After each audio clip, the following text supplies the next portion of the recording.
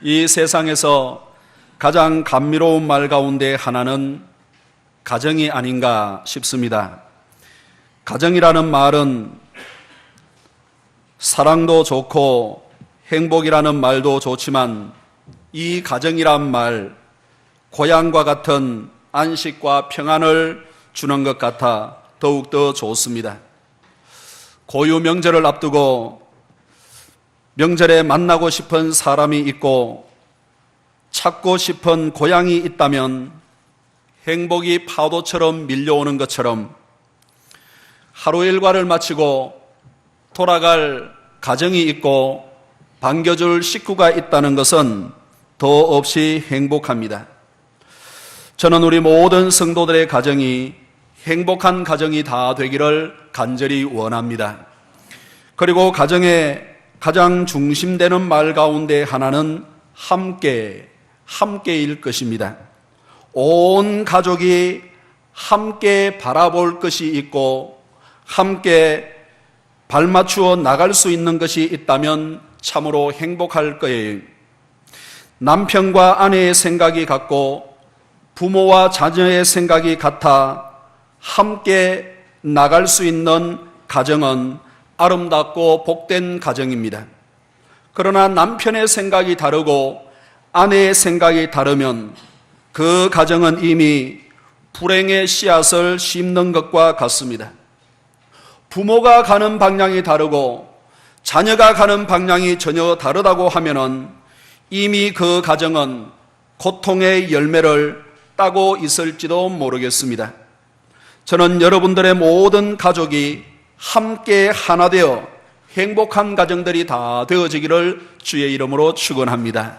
우리 다시 한번 좌우에 권면하실 때에 함께 하나 되는 가정이 되십시다. 시작. 함께 하나 되는 귀한 복된 가정들이 되기를 원하는 겁니다. 오늘은 명절을 앞두고 민수기의 말씀을 중심으로 해서 가족의 의미를 함께 묵상해 보기를 원합니다. 성도 여러분, 가정이 무엇입니까? 가정이 무엇일까요? 첫째로 가정은 사회의 기초입니다. 알기도 하고 많이 듣기도 하는 말인데 가정은 사회를 구성하는 가장 기본적인 단위입니다. 모든 사회생활이 가정에서부터 시작하는 겁니다. 아이가 태어나서 제일 먼저 만나는 사람은 바로 어머니요 아버지입니다. 자녀는 부모로부터 사회에서 요구하는 질서를 배우고 역할을 배우고 윤리와 도덕을 배우고 그것이 가슴에 자리를 잡게 되는 겁니다. 따라서 자녀들이 가정에서 잘 배우고 훈련되면 훌륭한 사회인이 될 수 있겠지만 가정에서 잘 훈련되지 아니하면은 밖에서도 많은 어려움을 당하는 것을 보게 됩니다. 사회에서 큰 범죄를 일으키거나 많은 사람에게 아픈 상처를 주는 사람들은 대부분 가정에서 이미 상처받은 사람이요 상처를 주고 있는 사람입니다. 소위 사이코패스라고 할 수가 있겠습니다. 그들은 이미 자랄 때 어머니로부터 많은 상처를 받았습니다. 그들은 성장하면서 사회의 기초요 가장 먼저 만나는 아버지로부터 많은 상처를 받고 여러 가지 감정들이 억눌려 있게 되는 거예요. 대부분 가족으로부터 상처를 받고 가족에게 가장 먼저 상처를 입히게 되는 것은 가장 기본이 바로 가정이기 때문에 그렇습니다. 따라서 가정의 소중함은 아무리 강조해도 지나친 말이 아닐 거예요. 저는 여러분들의 가정이 건강하고 행복한 가정이 되기를 간절히 원하고 또 그렇게 기도하고 있습니다. 여러분들의 가정이 건강할 때 교회도 건강하고 이 사회도 건강하고 모든 것이 희망이 있고 소망을 가질 수 있기 때문에 그렇습니다. 둘째로 가정은 사랑에 기초하고 있습니다. 가정은 사랑입니다. 부모님의 사랑에 기초하고 있고 형제 우애에 기초하고 있습니다. 가정은 사랑의 깊은 뿌리를 내리고 있습니다. 이 세상에서 가장 넓은 사랑은 어머니의 사랑입니다. 이 세상에서 가장 높은 사랑은 아버지의 사랑입니다. 어머니의 사랑만큼, 아버지의 사랑만큼 넓고 높은 사랑이 이 세상에는 없고 찾아볼 수가 없습니다. 부모는 자녀를 키울 때 감기라도 걸리면 아니 되겠다는 마음으로 조심조심 자녀들을 키우고 있습니다. 자녀가 아파하는 것을 참아보지 못하는 것이 부모요, 부모의 마음입니다. 왜 그렇습니까? 부모는 사랑이기 때문에. 자녀는 부모가 질병에 걸려 오래 누워있거나 기침을 하면 그 소리를 싫어하는 경우들이 있지만 자녀를 바라보는 부모는 그렇지 않습니다. 때문에 자녀는 부모의 마음을 다 헤아릴 수 없고 다 갚을 수 없습니다. 자녀가 철들어 효도하려 하지만 기다려주지 않는 것이 부모라고 합니다. 자녀에게 부담이 될까봐, 자녀에게 폐를 끼칠까봐 좀 더 빨리 세상을 떠나는 것이 부모라고 합니다. 부모는 수레를 끌고 자전거를 타고 다니지만 자녀는 승용차를 타고 더 좋은 것을 타고 다니기를 원하는 것이 부모의 마음입니다. 부모는 자녀를 키울 때 당신들은 배우지 못했지만 학자금을 빌려서라도 대학교 그 이상 공부를 시키고 싶은 것이 우리 부모의 마음입니다. 부모는 자녀를 키울 때 당신들은 먹지 못해도 자녀들에게는 더 좋은 것을 먹이고 싶은 것이 부모의 심정이에요. 저는 어릴 때 저희 어머니는 고등어 머리를 진짜 좋아하는 줄 알았습니다.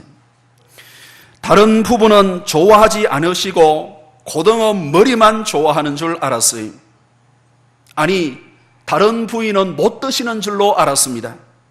없는 살림에 고등어 2마리 사서 이제 찌개를 보글보글 끓이면 중앙에 있는 한 토막은 할머니 상에 올리고 또 한 토막은 아버지에게 드리고 그리고 다른 몇 토막은 저희들에게 나누어 주셨습니다.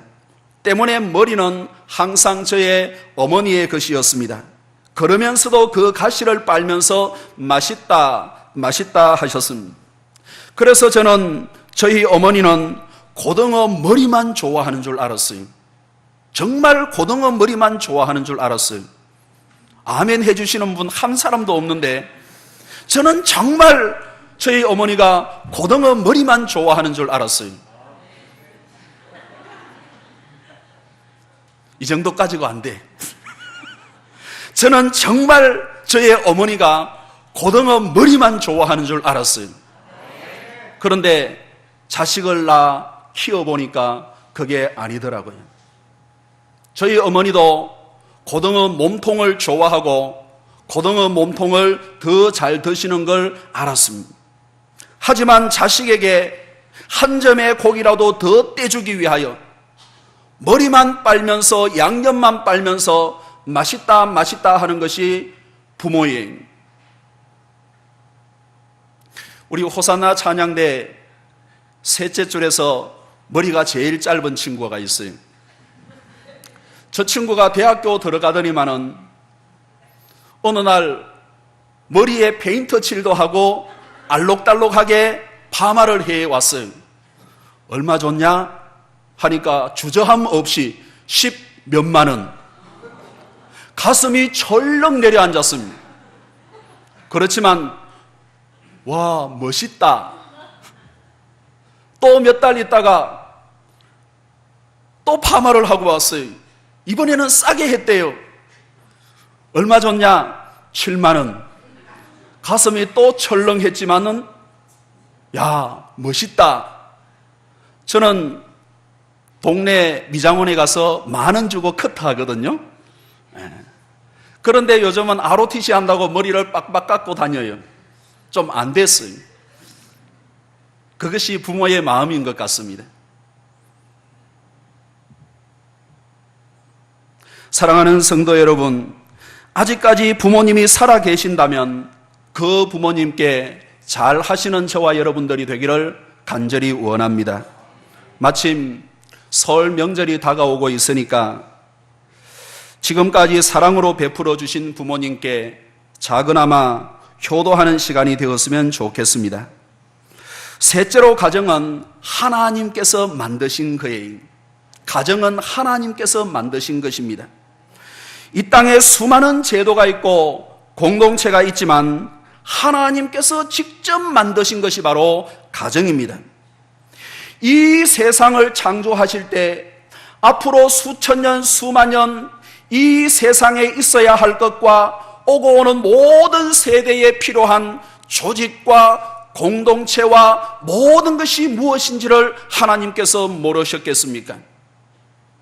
이때쯤 가면은 이것이 필요하고 저때쯤 가면은 저것이 필요한지를 창세전부터 또 창세 이래로 모든 것을 다 알고 계시는 하나님.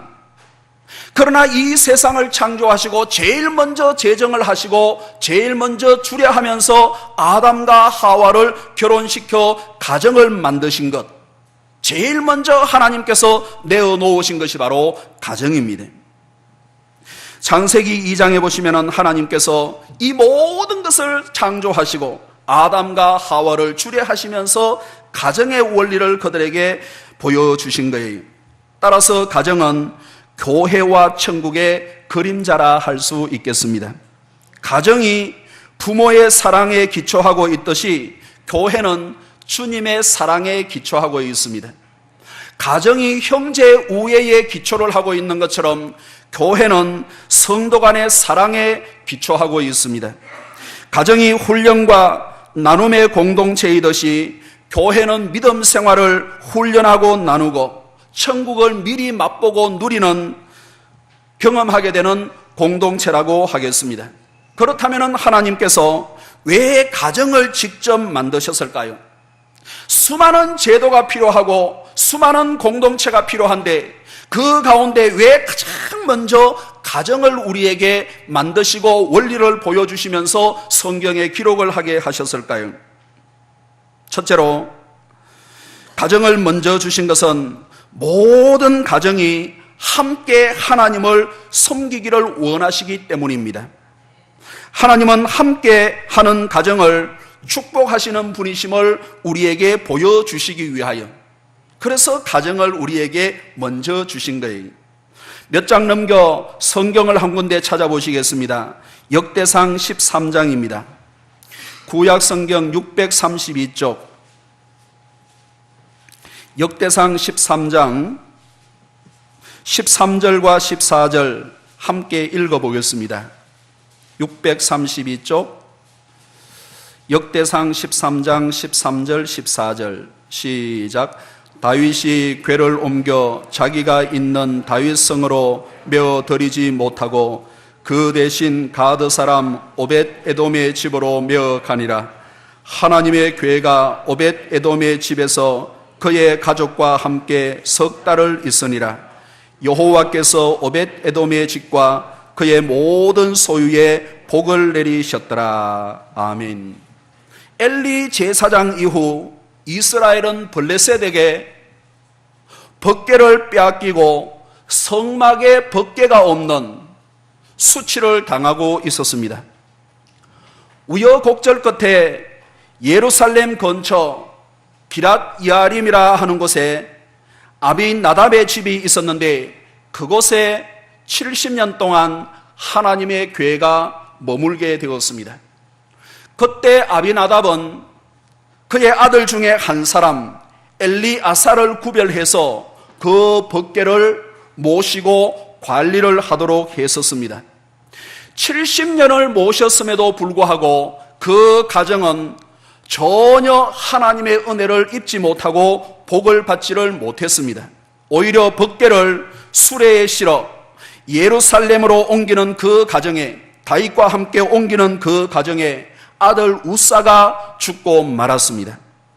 이후 우사가 죽었을 때 다윗은 두려워하여 그 법궤를 예루살렘으로 가져오지 못하고 가까이에 있는 오벳 에돔의 집에 보냈습니다. 그곳에 약 3개월 정도 하나님의 궤가 머무르게 되었습니다. 그런데 70년 동안 하나님의 궤를 돌본 그 아비나답의 가정은 복을 받지를 못했지만은 단 3개월 동안 하나님의 교회를 돌본 그 오벳 에돔의 집은 모든 가족과 소유의 큰 복을 받았습니다. 그리고 다윗 왕조의 기라성 같은 일꾼, 지방 장관, 그리고 대신들이 되어 그 가문이 번성하고 번창하는 것을 성경에 많이 기록하고 있는 것을 보게 됩니다. 무엇의 차이일까요? 왜 그렇게 되었을까요? 70년 3개월 14절에 보시면 하나님의 교회가 오벳 에돔의 집에서 그의 가족과 함께 석 달을 있으니라 라고 말씀을 하고 있습니다. 가족과 함께. 오벳 에돔은 모든 가족이 함께 하나님의 교회를 귀하게 여기고 그 교회를 따라 하나님의 주시는 말씀을 따라 섬기고 구별하여 모든 가족들이 함께 그 교회를 보호하고 섬기고 하나님 앞에 영광을 돌렸습니다. 그러나 아빈나답의 가정은 한 아들을 구별하여 모든 가족 가운데 엘리에셀이라는 한 아들을 구별하여 너는 좀 저걸 좀 관리해라, 이 정도밖에 하지를 않았습니다. 하나님은 온 가족이 함께 하나님을 섬기기를 원하시고 복받게 하시기를 원하신다는 것을 오늘 한 예만 들어도 얼마든지 우리가 기억을 할 수가 있습니다. 그 가정에, 그 가족에, 그의 모든 가축들에게까지 큰 은혜와 복을 허락해 주시는 것을 보게 됩니다. 사랑하는 성도 여러분, 한 가정의 모든 가족이 주님을 섬기는 곳에 주님의 복이 임하겠습니까? 아니면 한두 사람 섬기는 곳에 복이 임하겠습니까? 한 가정의 기도의 제목이 있어 모든 가족이 엎드려 하나님 앞에 간절하게 기도하는 그곳에 하나님의 응답이 신속하겠습니까? 아니면 한두 명 엎드려 겨우 기도하는 곳에 하나님의 은혜가 신속하겠습니까? 성도 여러분, 짱믿음으로 신앙생활 한다는 것은 쉬운 일이 아니라는 것을 저도 너무너무 잘 알고 있습니다. 저는 3대의 신앙생활을 하고 있는데 저희 친할머니, 외할머니 그때부터 교회를 다니기 시작을 했습니다. 외할머니가 믿음이 참 좋으셨고 그 세 분의 자녀가 있었는데 한 분은 목사님이 되셨고 한 분은 사모님이 되셨고 한 분은 집사님이세요. 그 사모님이 저희 어머니잖아요. 그리고 저희 친가 쪽으로는 할머니가 교회를 좀 다니셨고 저희 아버님이 총각 집사로 임명을 받을 정도로 꽤 열심히 있는 신앙인이었습니다. 그런데 동생들이 저희 오형제신데 고모가 둘 계시고 작은아버지가 둘 계시는데 다른 형제들은 예수를 믿지 않았습니다. 제가 초등학교 졸업을 하고 중학교 한 1, 2학년 때까지 안 믿는 정도면 괜찮은데 이런 명절 같은 날, 좋은 날 술을 이렇게 드시고는 지팡이나 짝대기를 가지고 행패를 부리고 가구를 부쉈던 작자들이 저희 그분들이세요. 그런데 지금은 큰 교회 장로님이 되시고 권사님이 되시고 집사님이 되셨어요. 모이면은 그 장로님이 대표로 기도할 때가 계시는데 저는 그분의 과거를 다 알아. 별로 은혜가 안 돼.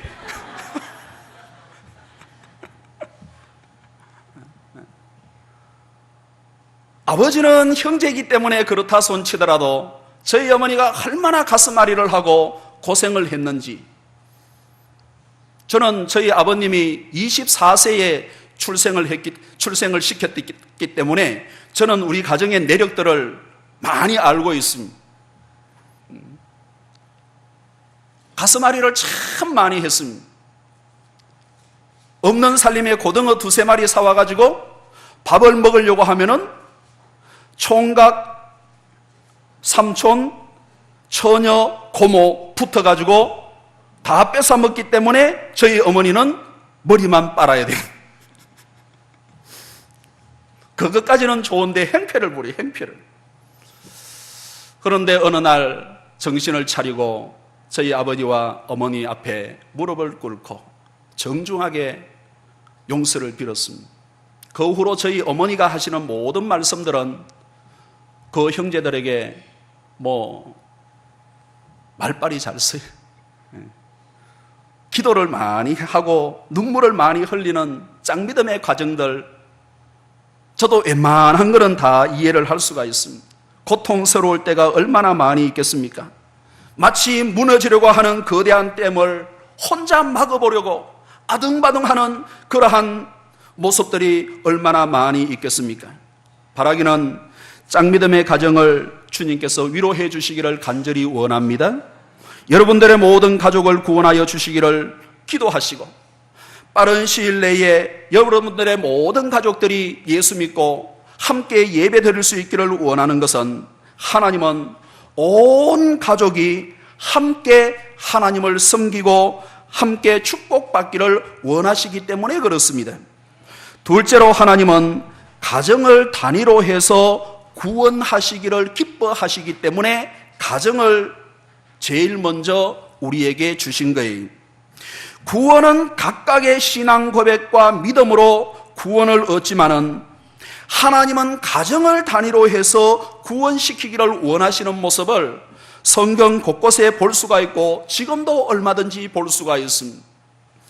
출애굽기 12장에 보시면은 이스라엘이 출애굽을 할 때 하나님은 가족 단위로 유월절을 지켜라 라고 말씀을 하고 계십니다. 출애굽기 12장 3절의 말씀을 보시면은, 너희는 이스라엘 온 회중에게 말하여 이르라. 이달 열흘에 너희 각자가 어린 양을 취할지니 각 가족대로 그 식구를 위하여 어린 양을 취하되 라고 말씀을 해주고 있습니다. 각 가족대로 그 식구를 위하여 어린 양을 취하되, 이스라엘은 어린 양을 취하는데 그 어린 양은 이스라엘, 영적 이스라엘을 구원하기 위한 이 세상에 오신 예수 그리스도를 모형적으로 상징적으로 보여주고 있다는 것을 우리가 잘 알고 있습니다. 어린 양은 모든 사람들을 구원하시기 원하는 예수 그리스도이십니다. 그때 하나님께서는 어린 양을 잡을 때 가족을 단위로 해서 2명밖에 가족이 없는데 양 한 마리 잡으면 다 못 먹으니까, 그러면 2 가정이 합쳐서 이 가족을 단위로, 큰 가정은 한 마리, 또 이렇게 무엇을 말씀을 하고 있습니까? 하나님은 사람을 구원하시되 가족 단위로 구원하시기를 원하고 계시는 거예요. 하나님은 우리를 구원하셨을 뿐만 아니라 우리가 구원받는 그 순간에 가족의 구원을 위하여 길을 열어두시는 분이, 이스라엘 백성이라고 해서 모든 가족이 다 하나님의 말씀을 믿는 것이 아니었습니다. 성경을 보세요. 여호수아 시대를 지나서 보세요. 이스라엘이라고 해서 모든 가족이 하나님을 다 믿는 것이 아니, 아담 이후로부터, 그것은 변함없는 진리, 아담 하와의 아들 때부터 시작을 해서 그렇습니다. 부모는 믿지만은 자녀는 잘 안 믿는 경우들이 있어요. 할아버지 할머니는 잘 믿지만은 손자 손녀들은 잘 믿지 않는 경우들이 있어요. 그러나 하나님은 잘 믿는 사람이든 잘 믿지 않는 사람이든, 아니 전혀 믿지 않는 사람이든, 그가 가족으로 구성되어 있는 한에 있어서 유월절에 어린 양을 잡을 때 그 사람들을 배제하고 어린 양을 잡는 것이 아니라 그 가족을 단위로 해서, 한 가정에 한 마리, 가정을 단위로 해서 어린 양을 잡아라 라고 말씀을 하시는 것을 볼 수가 있습니다. 믿지 않는 가정을 배제하지 말라. 모든 가족이 유월절을 지킴으로 어린 양 대신 예수 그리스도를 발견하고 교육하고, 그래서 나중에 믿고 따르게 하시기 위하여 유월절을 지킬 때, 절기를 지킬 때 모든 가족이 함께 하기를 원하고 계시는 모습을 보게 됩니다. 그렇습니다. 하나님은 우리를 구원하실 때 이미 우리 가족의 구원을 위하여 그 구원의 길을 열어두고 계시는 줄로 믿습니다. 이것을 믿음으로 받고 그렇게 감사함으로 아뢰고 응답받는 저와 여러분들이 되기를 원하는 거예요. 130년 전에, 꼭 130년이 되었는데 이 땅에 복음이 들어올 때 이미 우리의 구원까지 열려 있었습니다. 하나님께서 130년 전에 이 자리에 계시는 저와 여러분들의 구원의 문을 활짝 열어주신 것 아니겠습니까? 할아버지, 할머니를 구원하시고 그분들을 구원을 하실 때 이미 손자, 손녀 되었던 사람들의 구원을 열어두신 거예요. 10년 전에, 20년 전에 혹은 50년 전에 우리의 아버지와 우리의 어머니를 구원하실 때 벌써 하나님께서는 그 자녀들과 그 후손의 구원의 길을 열어두셨다 하는 말씀들이, 하나님께서는 이스라엘 백성들을 구원하실 때 노아 홍수 때도 가족을 구원해 주셨습니다. 8명의 가족을. 그리고 소돔과 고모라가 죄악으로 멸망을 당할 때 불에 타오르는 그 순간에 조카 롯과 그 가족들을 하나님은 구원을 해 주셨습니다.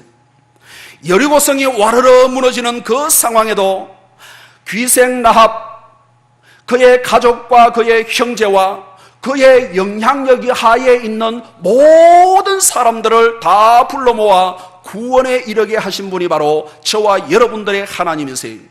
왜 그렇습니까? 하나님은 가족을 단위로 해서 구원하시기를 기뻐하시기 때문에. 성도 여러분, 이렇게 하나님은 가족을 단위로 해서 구원하시기를 기뻐하시는 줄로 믿습니다. 이것을 믿음으로 붙드시는 저와 여러분들이 되기를 원하는 거예요. 우리를 구원하셨을 때 이미 우리 가족의 구원의 길을 열어놓으신 것처럼 그것을 믿음으로 바라보고 기도하여 응답받고 함께 하나님 앞에 영광을 돌리기를 원하는 거예요.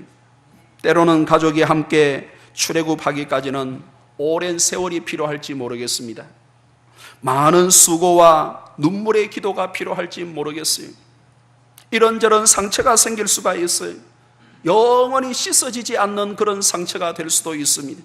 그러나 갈라디아 6장 9절의 말씀을 보시면은 우리가 선을 행하되 낙심하지 말지니, 우리가 선을 행하되 낙심하지 말지니 하시는 분은 하나님이시기 때문에 우리가 끝까지 믿음으로 기도하면 사람으로는 할 수 없지만 하나님으로는 다 하실 수 있는 줄로 믿습니다. 그 믿음을 붙들고 기도하여 응답받는 저와 여러분들이 되기를 원하는 거예요. 하나님은 가정을 단위로 해서 구원받게 하시기를 원하시기 때문에. 셋째로 가정을 왜 제일 먼저 보여주셨는가? 믿음을 함께 훈련하고 함께 진군하기를 원하시기 때문에. 가정의 모든 가족들이 함께 진군하고 함께 신앙에 훈련하기를 원하시기 때문에 민수기 성경이 이것을 우리에게 보여주고 있습니다. 원래 성경 66권은 각각의 성경이 제목도 없었고 장과 절의 구분도 없었습니다. 그러나 세월이 수백 년 이렇게 지나면서 성경 66권의 모든 성경이 정해지게 되었고 하나님의 섭리하에 창세기로부터 계시록에 이르기까지 제목들이 정해지게 되었습니다. 각각 성경책에 제목이 정해지고 그 다음에 단락 동그라미를 해놓은 것이 있잖아요. 단락 절 이런 것들이 구분되기 시작하여 오늘에 이르게 되었습니다.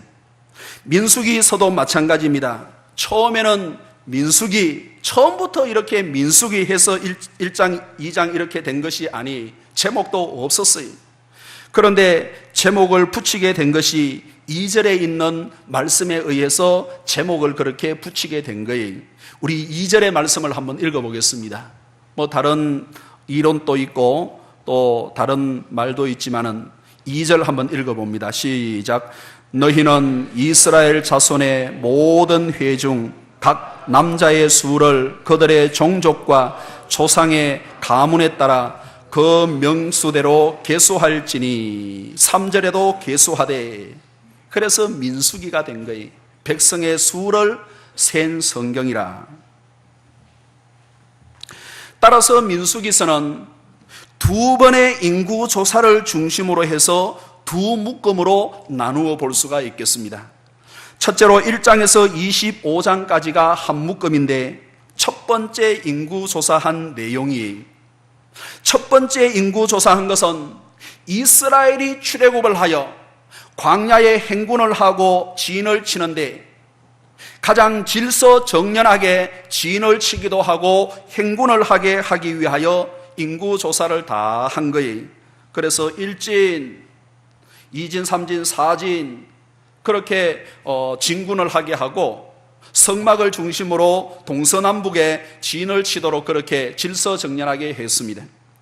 둘째로 26장부터 36장까지가 또 한 묶음인데 두 번째 인구 조사예요. 이제 광야 40년의 모든 생활을 다 마치고 가나안 입성을 눈앞에 두게 되었습니다. 그래서 가나안 땅에 들어가면은 약속했던 가나안 땅을 각 지파와 가정의 수대로, 사람의 수대로 나누어 줘야 되지 않겠습니까? 많은 지파, 많은 가정은 좀 더 많이 주고, 모세와 또 이스라엘, 모세와 야곱이 예언했던 것처럼 그 성경이 이루어지는 과정에 또 많은 자손들은 많이 주고 적은 자손들은 적게 주고, 또 가나안 땅에 들어가서 새로운 말씀과 기준들이 필요한데 어떻게 살아라 하는 내용의 말씀을 두 번째 인구조사를 하고 난 뒤에 쫙 말씀을 하는 것이 이 민수기의 두 번째 단락 26장 이하라고 하겠습니다. 이스라엘은 광야에서 두 번의 인구조사를 했는데 오늘 본문이 첫 번째 인구조사를 하니까 남자만, 장정만 60만 3,550명, 430년 동안 70여 명의 가족이 60만 이상 되는, 장정만 60만 이상 되는 큰 민족을 이루었다는 것은 하나님의 기적이 아니고는 그 이상 설명을 할 수가 없습니다. 200만 이상 되는 이스라엘, 그 당시의 인구가 우리나라 인구 정도밖에, 수천 명 정도밖에 되지를 않는 거예요. 7천, 5천. 그런데 장정만 60만이 넘는, 그러나 더 큰 기적은 두 번째 인구조사에서 볼 수가 있는데, 광야 40년의 모든 생활을 청산하고 입성하기 위하여, 가나안에 입성하기 위하여 인구조사를 했는데 60만 1,730명, 비슷하잖아요, 숫자가. 20세 이상은 광야에서 다 죽었는데 하나님의 말씀에 불순종하여 출애굽을 하는 그 당시에 20세 이상은 모든 사람들이 광야에서 38년 동안 다 죽었는데 20세 미만의 어린 아이들이 자라서 38년 만에 가나안 땅 입성을 앞두고 60만이 넘는 거의 비슷한 숫자가 되기까지는 하나님의 특별한 기적이 아니고는 그 무엇으로 설명을 할 수가 없습니다. 먹을 것이 있습니까? 마실 것이 제대로 있습니까? 그런데 38년 동안 20세 이상은 다 죽는 가운데 0세부터 뱃속에 있었던 아이들로부터 19세까지 그들이 자라는 동안에 또 출산을 했겠지요. 그래서 그 아이들이 자라서 20세가 되는 그 숫자가 20세까지 끊으니까 60만이 넘는 거예요. 그래서 이스라엘이 광야를 지나고 가나안 땅에 들어갈 때는 제일 나이 많은 사람이 60세. 누구나 전쟁에 나갈 수 있는 그 시대에 제일 나이 많은 사람이 60세. 그리고 여호수아와 갈렙은 좀 더 85세까지 이렇게 나이가 된 거예요. 그렇습니다. 하나님은 기적을 베풀어서라도 복 주고 은혜 주시기를 원하시는 분이 저와 여러분들의 하나님이신 줄로 믿습니다. 우리는 하나님을 너무나도 몰라요.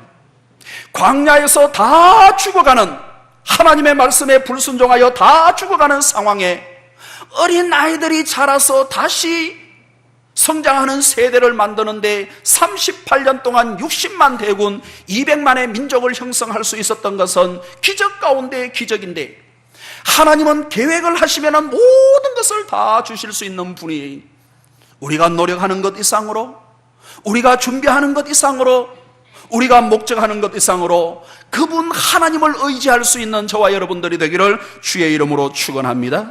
올해 여러분들의 가정, 직장생활, 사회생활, 광야에서 다 죽어가는데 60만 대군을 만드신 하나님께서 여러분들의 직장을 모르시겠습니까? 오늘 여기에 보시면은 지도자들의 이름을 다 아실 뿐만 아니라 그 이스라엘의 모든 군대의 사람 하나하나의 이름까지 다른 성경에는 손바닥에 새길 정도로 그들을 다 알고 계시는 하나님, 여러분들의 안고 일어섬을 모르시겠습니까?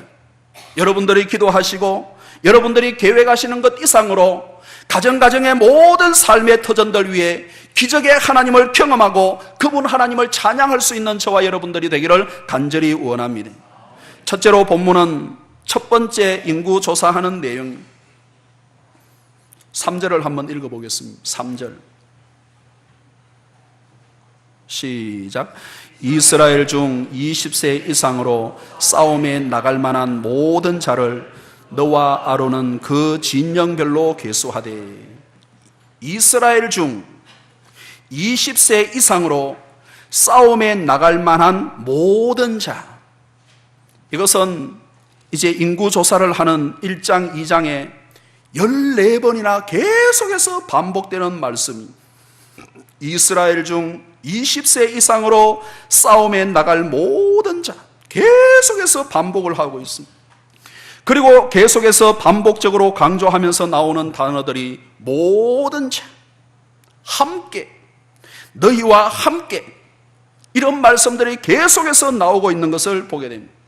하나님은 이스라엘 백성 중에서 전쟁에 나갈 만한 20세 이상의 남자를 계수할 때 전쟁에 나갈 만한 사람 몇 사람만을 차출을 하지 않았습니다. 20세 이상은 그냥 다 군대예요. 그래서 이스라엘 숫자를 계산을 할 때도 이 숫자가 똑같은 거예요. 군에 나가는 숫자나 이스라엘의 수나 남자 장정들, 아이들까지, 부녀들까지 다 치면 200만 이상. 20세 이상으로 전쟁에 나갈 만한 모든 사람들을 다 계수하라고 대장을 세우고 부장을 세우고 병졸 하나하나 계수를 다 하는 것을 보게 되는데, 저는 이 내용을 이렇게 보고 싶습니다. 그들 가운데 힘이 없어 전쟁에 나가지 못할 사람은 하나도 없었습니다. 그들 가운데 다리가 부러져 20세 이상으로 전쟁에 나가지 못하고 징병되지 못할 사람이 하나도 없었다는 말씀이, 그들 가운데 질병이 걸려 폐병이 걸리거나 다른 간이 나빠서 20세 이상으로 군에 나갈 만한 사람의 숫자를 세는데 제외되는 사람들이 하나도 없었다는 말씀이, 20세 이상은 누구나 숫자를 세는데 다 해당하여 하나님의 군대로 그렇게 진군하는 모습을 보여주고 있습니다. 광야에서 아주 짧은 38년 만에 20세 이하의 어린 아이들을 장성시켜 60만 대군을 만드신 하나님께서 그렇게 하실 수 없었겠습니까? 그래서 모세는 출애굽하는 이스라엘을 가리켜 출애굽기 12장 4절에 이렇게 기록을 해주고 있습니다. 430년이 끝나는 그날에 여호와의 군대가 다 애굽 땅에서 나왔은즉 라고 말씀을 해주고 있습니다. 출애굽기 하는 모든 이스라엘을 가리켜, 심지어는 부녀자들, 어린 아이들까지 그들을 가리켜 여호와의 군대라, 출발부터 그렇게 말씀을 해주고 있습니다. 성도 여러분, 이스라엘이 출애굽을 할 때 어른들, 아이들 비실비실 했으면 어떻게 군대라고 할 수가 있겠습니까? 이스라엘이 출애굽을 할 때 오합지졸처럼 그렇게 나온다고 하면은 어떻게 그들을 군대라고 할 수가 있겠습니까? 이스라엘은 출애굽을 할 때 도망하는 사람이 아니라 성자의 모습으로 아주 당당하게, 아주 멋있게 그렇게 출애굽을 하게 된 거예요. 이스라엘은 출애굽하기 전부터 고난 받으면 받을수록 그들은 더 강해지고 더 강해져 아들, 딸을 쑥쑥 낳아 정책적으로 남자아이를 다 죽여라 하는 그런 상황에서도 계속해서 이스라엘의 숫자는 늘어가고 또 늘어가 60만 대군을 이루게 되었습니다. 이렇게 비록 그들은 전쟁의 경험이 없었고 무기도 없었지만은 하나님께서 함께 하심으로 이스라엘의 20세 이상은 모두 다 전쟁에 나갈 만한 건강하고 튼튼하고 멋있는 장정들이 되었습니다. 저는 우리 모든 성도들의 가정이 이렇게 되기를 주의 이름으로 축원합니다. 모든 가족들 가운데 한두 사람만 뛰어나는 것이 아니라 여러분들의 사촌, 육촌, 더 나아가 사돈, 십촌까지 모든 가족들이 함께 뛰어나는 가정들이 되기를 원하는 거예요. 모든 가족들 가운데 한두 사람만이 건강하게 사는 것이 아니고 여러분들의 모든 가족들이 다 건강하기를 주의 이름으로 축원합니다. 모든 가족들 가운데 한두 사람만이 예수 믿는 것이 아니고 모든 10명의 가족들 가운데 한두 사람만 하나님의 군사가 되는 것이 아니고 그 10명의 가족이 있다고 한다면 10명의 가족들 다 예수 믿어 군사가 아니고 군대가 되는 은혜가 있기를 주의 이름으로 축원합니다.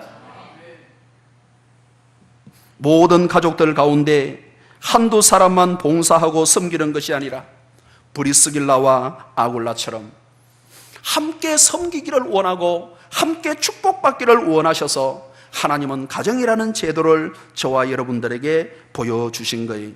한 사람의 낙오자도 없이 한 가정도 낙오함이 없이 모든 가족들이 숫자에 다 들어가 그 당시 문화적으로는 숫자에 들어갈 수 없는 딸들, 여자들까지도 이름에 넣어 가나안 땅을 상속받게 하시고 하늘나라 기업을 얻게 하신 것처럼 모든 분들이 하나님의 은혜에 동참하고 함께 하나님의 군대로 영광 돌리고 복되기를 간절히 원하는 거예요. 말씀을 맺습니다. 하나님께서 가정을 직접 제정하시고 지금의 가족들을 주신 것은 첫째로 함께 하나님을 섬기게 하시고 함께 복받게 하시기 위하여, 또 한 가지 하나님은 가정을 단위로 해서 구원하시기를 기뻐하시기 때문에 마지막으로 믿음을 함께 훈련하고 함께 진군하는 군사가 아니라 군대가 되기를 원하셔서 가정의 제도를 저와 여러분들에게 먼저 주시고 그 가정을 함께 훈련하고 함께 세워가기를 원하시는 거예요. 금번 명절에 복음의 지경이 넓어지고 건강과 안전을 주님께서 지켜주시기를 주의 이름으로 축원합니다.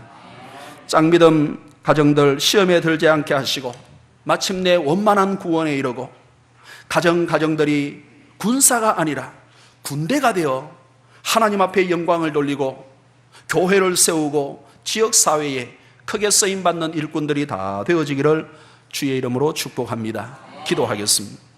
하나님 아버지 감사합니다.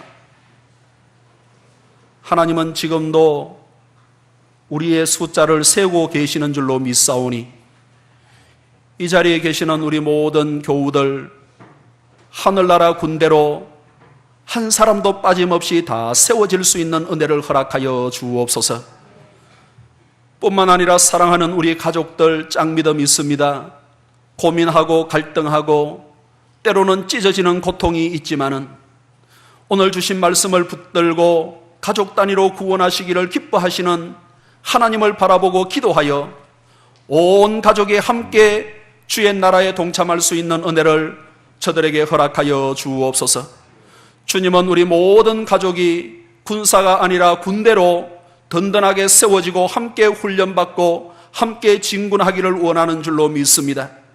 우리 모든 가족들이 믿음의 동력자가 되고 믿음의 후견자들이 되고 서로 믿음의 선의의 경쟁을 통하여 하나님 앞에 영광이 되고 가정들에게 복이 되고 교회와 이 사회를 든든하게 세워갈 수 있는 가정들 군대가 다 되게 인도하여 주옵소서. 감사하옵고 예수님의 이름으로 기도하옵나이다. 아멘.